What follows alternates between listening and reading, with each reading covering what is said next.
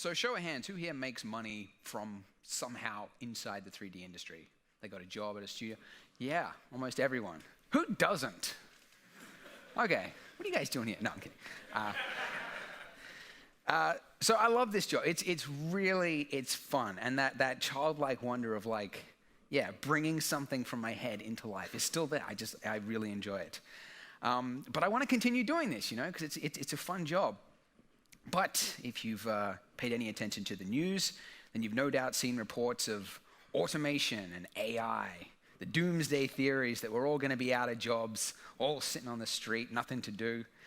And I always thought like, yeah, but that doesn't apply to 3D, because like what we're doing is art and computers could never replicate art.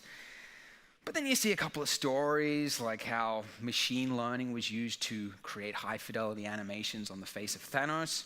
I'm like, okay, yeah, all right. And then you see an algorithm that'll take the styles from famous paintings in history and apply it to a photo. And then I'm really sitting up and paying attention. Because I'm like, okay, that, I didn't think a computer could do that. And so I wondered, like, what are we looking at here? Like, it kind of made me wonder if this is, the old days of the Disney 2D animators being replaced by the 3D animators. Are we going to be replaced by server racks running AI and machine learning to auto-generate the movies? So that is what I'm going to discuss in this presentation, how AI and automation might change the 3D industry. Quick side note, I'm going to be using terms like AI and machine learning. And some people are like, no, that's not AI, you've got to call it this. And for all intents and purposes, it doesn't really matter for what I'm talking about. At the end, it's still the same result, right? It's a software doing something that an artist does. So anyways, there is one guy who's very good at making predictions for the future. The Amazon guy, Jeff Bezos, who's in hot water at the moment for his treatment of staff. Wasn't very good at predicting that. But for the last 20 years, he has been basically ahead of the industry. And so he said, I frequently get asked, what's going to change in the next 10 years? I almost never get asked, what's not going to change in the next 10 years? And that's actually the more important of the two. And he went on to explain that, an Amazon customer of the future is never going to say, I wish the prices were higher, or I love Amazon, but I wish it took longer for my packages to get here, right? So those two variables he knows for sure are going to be desirable in the future. So actually what's not going to change is what you should be focusing on, not worrying about hypotheticals. And so I thought that's great. It's a great exercise. And applying that to 3D, I think that any technology that makes things better, faster, or cheaper will eventually become standard. It's inevitable. Things get rolled out. Once the studio execs realize that this is going to save them money, they put it into practice. So what is costing money at the moment? Games are costing money. So Raph Koster plotted some games from 1985 to today, and he found a disturbing trend that every 10 years, the cost of games go up 10 times. So this is a log scale. It looks deceiving, like it's not that big of an increase, but every single one of those horizontal lines there represents a 10x increment on the one before it. So basically every year, it goes up 25%. By 2020, the average AAA game might cost $200 million.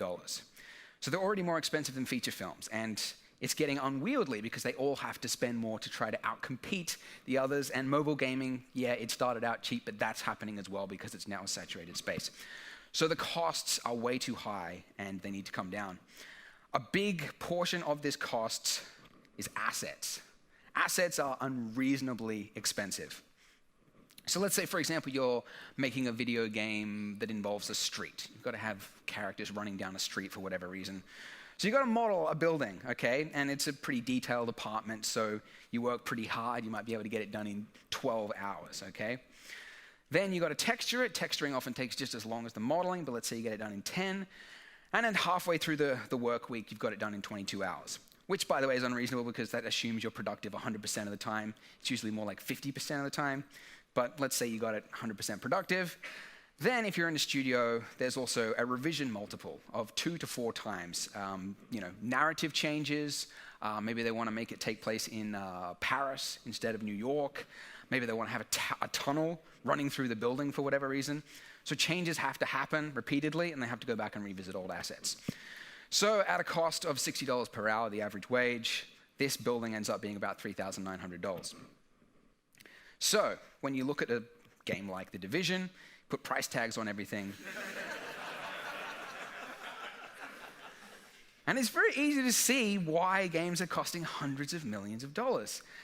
This is kind of dumb, right? Because like we're working virtually. None of this stuff exists in the real world. Like we should be able to approach this smarterly. Because I think that a large portion of this cost comes to the fact that this is a static workflow. You're getting a one-for-one input to output ratio. If you want to make another building, you often have to repeat the work.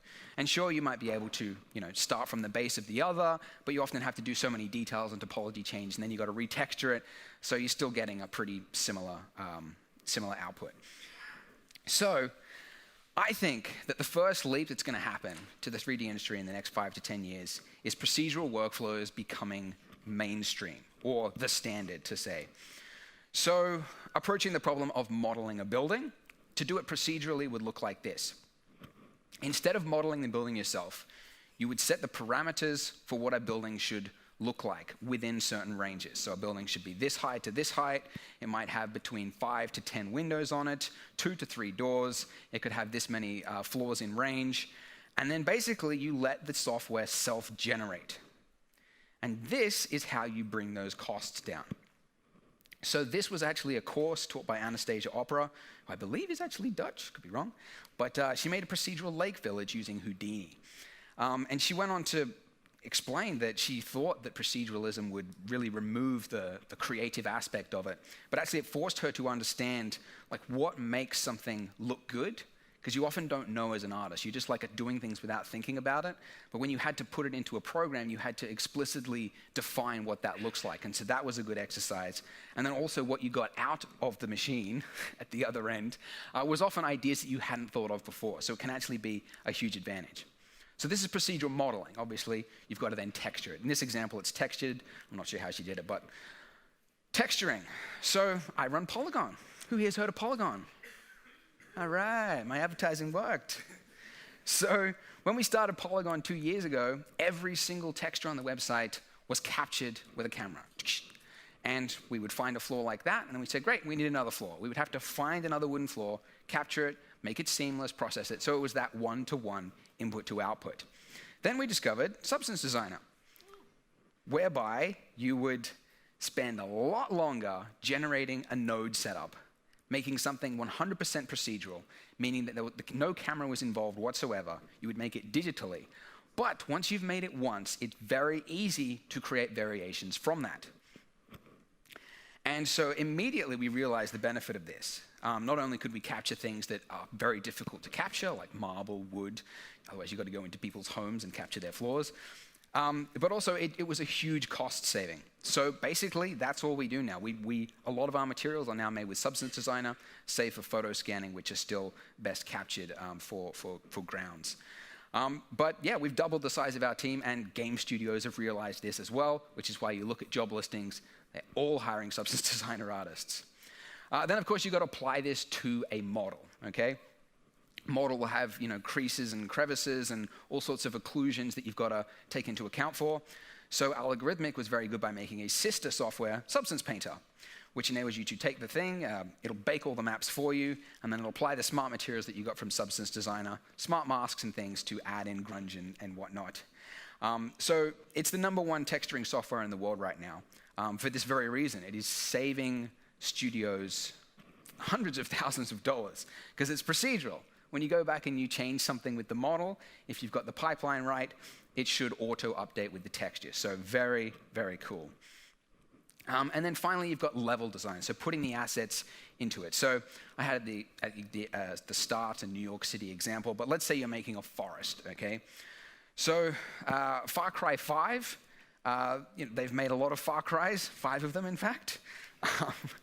But Previously, they went about, like you would make a forest usually, like you'd have particle systems and you place things by hand. But the problem was that as the story would change over the months, the landscapes would move around as they had to have roads go through different places. And every time they did that, they had to update and like hand place and remove all of the trees. This time they did it a different way. They created an ecosystem. So they set rules to define where certain trees and plants would live. So big trees would grow towards the center of the forests, small trees towards the edges. Underneath the trees, there would be ecosystems of like smaller plants that would grow in the shadows. If it was near a lake, there was going to be different plants there. It would automatically update according to the altitude. So if it's higher up, there would be smaller trees. And then they were able to build in handy tools into that as well to quickly build roads and buildings. And the whole talk is definitely worth watching, by the way, if you get a chance. So this, I think, is going to be the future, this workflow. Procedural modeling, materials, texturing, and world building. Already, materials and texturing are pretty well embedded into the industry now. It's pretty well standard. But I think modeling and world building are going to be taking the next spot. At the moment, Houdini seems to be really good at this. But I'm really hoping that Jux, wherever he is, yeah, there he is, hassle him about everything nodes, because I really hope that this can come into Blender. So, that was leap number 1. What was that? Leap number 2, machine creep. Okay, so this is where it starts getting interesting. So traditional software typically works like this. You have an input. Let's say you've got a photograph and you bring it into Photoshop. And then you want to apply a filter to it. You apply the action to the photo, and then you get one output. It's very predictable. You know what you're going to get. And also leads to, obviously, a lot of manual work, tweaking things as you need. Machine learning is different. You start with an input. It might assess it. It might apply an appropriate action. And then most importantly, compare it with others from its training data set, then be able to judge whether or not it is good or bad. Sometimes a human has to do that step.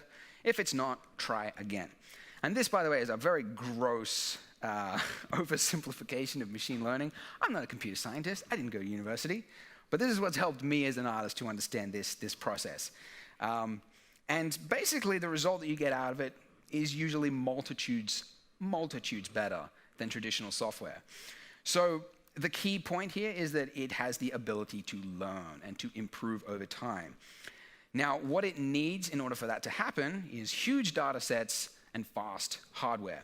So I think like 5 years ago, you started, hearing the train of news about machine learning taking all our jobs, and everyone was hyped up and scared, and then nothing really happened. And I think a large part of that is because there's not enough data and also not fast enough hardware. I think now we're reaching the tipping point. And actually, you're starting to see some consumer software that is making use of machine learning already, which I'll show you in a second. So one thing machine learning is very good at, denoising. Okay, so everybody's familiar with noise. You render something that's grainy, right? And denoisers typically will smooth it out. A machine learning denoiser will do it really, really well. So this is one which is owned by NVIDIA. I assume it's the same one that is used for the RTXs, which is enabling them to do real-time ray tracing. That is, by the way, how their RTX is able to do that. It is rendering one sample every single frame of the game, and then it is applying a denoiser on the same frame. So it's doing this in real time. And how on earth it's able to take that blue square, that noisy blue square, and read anything from it is a testament to how machine learning is working. Like, that's just absolutely insane that it's doing that. So Blender's Cycles denoiser, as far as I know, has nothing to do with machine learning or AI, and so it obviously would very much fail in this situation, which is why I really think Blender needs to get into machine learning and AI. Disney and Pixar also own one, and they're trying to solve the problem of the frame flicker, because that's a common problem with denoisers, but they're also building artist tools to do it. NVIDIA own most of the papers regarding it, and I think that's because they realize there's a huge amount of money in it, because not only every renderer will need to use their denoiser, but also every camera manufacturer, because if you've got low light sensitivity and there's all this grain, well, they can solve it with denoisers. So that's one thing it's good at. Another thing is up-resing. So you've got a small image, small little JPEG you find, and you're like, but I need it to be double that size. this is upresing. So as a test, I took this image, which I'm making at the moment, of a kitchen. I rendered it at 50%, and then using AI Gigapixel from Topaz Labs, I upresed it by 200% so that it is now as if it was rendered at 100%. And then I compared it to an actual render at 100%. And if you look at it, there's not a lot of difference there. And obviously there's a little bit more detail in the one that was actually rendered 100%, but not much, and certainly not enough to qualify like a 4 times extra rendering. So this was like really caught my eye. I was like, wow. And this is consumer level. You can actually buy this. You can get the trial, or it's $99 or something like that to purchase the full thing. This is already out there, and this is a start, I think, of where the industry is going. And there's also other uses, like, for example, motion capture. So I think we're going to be doing away very soon with the mocap suits and the expensive studios, because now you can capture just from raw video. So there's no sensors. This is not a special camera. This is just simple video. And the algorithm, whatever it is, I don't know what I'm talking about, was able to figure out where the bodies are. And most impressively, it's able to guess the occluded parts, like what's on the other side of that arm, because it can't see that, but it's guessing. And it's doing an amazing job at it. So I think it's in the future, they're not going to have mocap suits. They'll just film the actors doing whatever, and that's going to be it. And then there's this other one, which, to be honest, I don't know how it works, but they filmed a dog in a mocap suit for an hour, doing running and jumping, and then using neural networks, whatever that is, they translated that into player motion in a game. And what's most impressive is its transition from one behavior to the next, going from running to walking to jumping, is incredibly seamless. There's also very little foot sliding, and there's also another example with a human, and it adapts to the terrain and it jumps over things. I think this is inevitable. I think you're going to start seeing it in games. So that's machine learning. Basically, we're just going to start seeing it in our software in the future. You'll start, you'll have an action in Photoshop and you'll be like, oh, that looks really good. You find out it was machine learning built into Photoshop. Premiere, probably most Autodesk products. I think Blender needs to really get into it. I think it's the future, and I think every Silicon Valley company has realized it, and yeah. There's this quote by the guys who made the Thanos facial animation. If you're not using machine learning in your software, you're doing it wrong, and I think that's very true. So leap number 3 is machine-assisted creativity. So this is really fun, because this is something that I always thought that computers would never be able to do, like creativity. Like, that's something that is very human. And it's true, like intent is very hard for a computer to do. But you would be surprised at what it can actually do to help you, okay? So as an example, as I mentioned, I'm working on this kitchen scene, which I wished I could have got the tutorial out before I came to Amsterdam, but I ran out of time, so it's going to take another month. But I'm working on this scene, and whenever I'm making something, I reach a certain stage, like this, where it's okay, but I know it could be better if I tried more ideas. So you just start throwing stuff at the scene and seeing if it looks better than what it did previously. So you might change the lighting, add in some little blinds, and maybe a marble on the left, and then you try it with adding food to the table, no food, adding some boxes, no boxes, a refrigerator instead.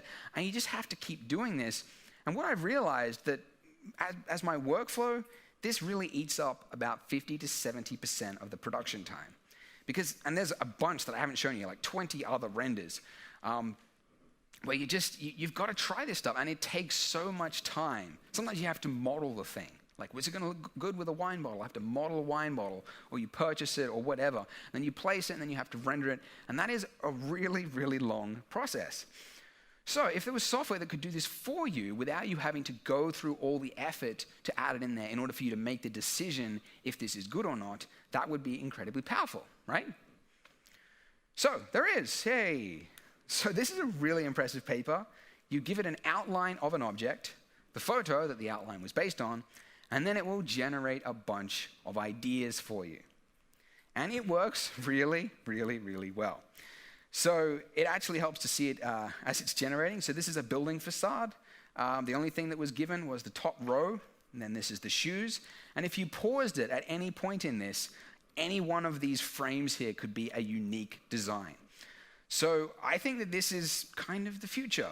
I think what we're going to see is you'll make a character, for example, and then you'll put it into the software and you'll try out a bunch of ideas, different clothing, different types. This is one used for an environment, different sceneries.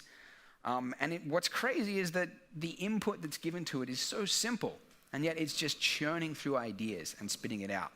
And I think that this is absolutely going to be part of a lot of creative meetings in the future. This is actually one you can try online if you go to that web address there. It's based off a different paper technology, but very similar thing. So I drew this cat, right? Very simple looking cat, and then I hit a button. It reminds me of those things where it's like, like the dad finishes the children's drawings, and he's like a really good artist, and he just makes it look high fidelity. Obviously, it doesn't look very good, but that's because my drawing is crap. But you could obviously see, it's not going to be a finished product, but this would definitely be a starting off point for a lot of concept artists. So I think it's a sign of the times. We're going to start seeing this. Speaking of which, does anyone recognize these celebrities? Does anyone know who they are? Anyone want to throw a name at me? Any name you think it is? They look familiar, right? You're like, is that like a footballer? Pretty sure I've seen her in something. Either she's a musician or an actor. Well, actually, they're imaginary. They don't exist. They were generated. This is a separate paper whereby you feed it a bunch of images and then it spits out a result. Really, really impressive. So obviously, realistic examples, you could get by, if you've got like a game and you need to have 20 different NPCs, and you just pull photos of people that match the region that you're creating the game for. Like, I need 20 NPC Mongolians. You just download a data set of Mongolian faces, and then you just got unique faces. There's no likeness infringement or whatever. You've just got uniqueness. But it also worked for other things. I don't know how it did this because these photos have perspective in them. But this was also generated, these bedrooms there, which is bananas. That's exactly what I need for my kitchen, right? If you could just put it in and then generate a bunch of things. So I think that's what's going to happen. You're just going to have your mood board of all your ideas for your environments, and it's just going to generate ideas. Or, and this is where it gets really freaky, real spooky for Halloween. What if you didn't even have to provide it with images? What if you just typed out your idea? Like, this bird is red and brown in color with stubby beak. What? That's real. It's not pulling from a stock library, by the way. That was generated. So, amazingly, the way this works is that it was trained to recognize what the features are and what something is, like red bird. Okay, this is what a red bird looks like. Then when you type that out, it creates the blob of whatever that shape should look like, and then there's a second pass where it adds in the detail to that. And it's crazy. This is the closest thing to sorcery. I don't understand it. In fact, a lot of papers I've seen, I'm very skeptical. I'm they're cheating. There's something they're not saying because this can't be true. But if it's as good as this is, and it's today, I think this was actually from 2016.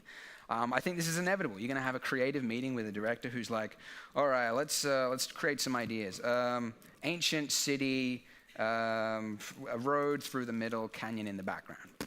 Spit out 20 different ideas. And then one of those ideas you give to your one concept artist to flesh it out. I don't know. I think it's inevitable, right? And then another really interesting one is style transfer. Has anyone seen these, by the way? Style transfer? Basically, you feed it a bunch of images that you like I want this style from Claude Monet, whatever. And then you put an input in. This is my photo I took on my holiday. And then it spits it out, which is just crazy. And it also works for video, which is really cool as well. If you look at the paper, they filmed in, somewhere in Germany, people walking down the street, and it's a painting, but every frame is moving, and it's so weird. And what's most crazy of all is that it actually fooled 39% of art historians into thinking that they were looking at something that was actually painted, not computer generated. And I couldn't think of anyone more wanting the machine to fail than an art historian. But it worked, right? It worked. So my prediction is that artists will use machine learning to explore new ideas. I think that's just going to be the future. It's just going to be part of our pipeline. It'll first of all start going to studios, and it's going to be in the hands of consumers, and we're all just going to go like, yeah, how I made this scene. First of all, I generated a bunch of ideas. I think that's how it's going to work. So these are the expected changes that I predict will happen within the next 5 years. I think procedural workflows will become standard. I mean, texturing is definitely already there with Substance Designer and Substance Painter. But I think it's going to happen with level design as well as modeling. Machine learning is just going to slowly creep its way into all the software that we use, and it's going to do a lot of really tedious technical things. And then I think we're going to get creative assistance from machines as well. So I can feel the mood in the room. It's a little like, oh no, what is this? Are we being replaced? So people had this thought actually in 1997 when Kasparov was beaten by the IBM Deep Machine. That's what it was called. And it was the first time that a computer had ever beaten a human.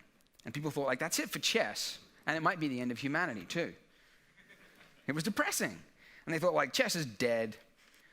And then Kasparov realized that, like, you know, if the computer has access to all, you know, potential moves of all the previous of hundreds of thousands of games, and it's able to work from that, it should be fair if the human also has access to that.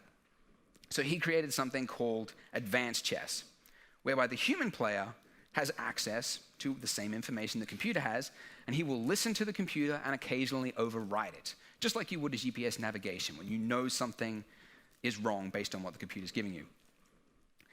And today, the best player is a human-to-machine counterpart. A purely AI chess will win in a tournament. It won 42 games, whereas a human and machine won 52. So there is a purpose to your life. It's not just all machines. And what's more so is that since then, the number of grandmasters in the world has doubled. So it wasn't the end of chess, it was good for chess. So I think it's the exact same thing is going to apply to our industry. I don't think that these new technologies, I don't think it's not going to make artists redundant. Because, you know, you give this to a monkey, he's not going to be able to make anything good out of it. It's going to be hit a few buttons, and yeah, it might generate some semblance of an image, but it still needs the human to put intent into it. So I feel like based on these learnings, the most at-risk jobs are those that are labor-intensive, narrow-skilled, and repetitive. The great jobs like mocap cleanup, rotoscoping, retopo, mesh cleanup make 100s of these jobs. Basically, the kind of thing which is usually outsourced to a floor of workers in India where they've been told to rotoscope these shots from the upcoming Hollywood film, where you just try to just throw manual labor at it. I think that's something which will definitely be replaced. The safe jobs are those that involve critical thinking, wide-skilled tasks where you know how to use different softwares and different solutions in the right way, and niche tasks which are too small to bother automating. So art direction, project management, good generalists, programmers obviously to oversee a lot of the scripts and the programs people are using, and freelancers because there will always be a market for people who don't want to use any software whatsoever and they want to pay you instead. So really the at-risk jobs are the undesirable grunt tasks. It's the stuff that nobody wants to do, but we have to because it's part of the job. The actual art, I think that's safe. And failing that, if that itself, you know, wasn't enough to make you feel better, the forecasts for the 3D industry is insane. It is blowing up. For almost every single one of these sectors, you're expecting to see huge amounts of growth over the next 5 to 10 years. And that's not, by the way, even taking into account VR. One report said that 3D rendering and visualization is expecting to see 25.5% growth per year until 2025, compound annual growth. Or basically double by 2022 and quadruple by 2025. So the number of people at this conference in 4 years from now could be double that, and by 2025, quadruple that. I think the 3D industry is poised to blow up. So yeah, maybe each studio, there would be a reduction of the grunt work, the juniors that they're hiring to do the stuff that nobody actually enjoys anyway. But in its place, there might be 5 studios around it. So that is it. That was anticlimactic, wasn't it?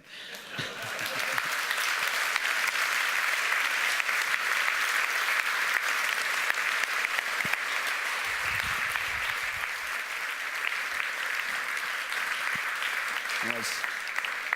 Thanks, guys.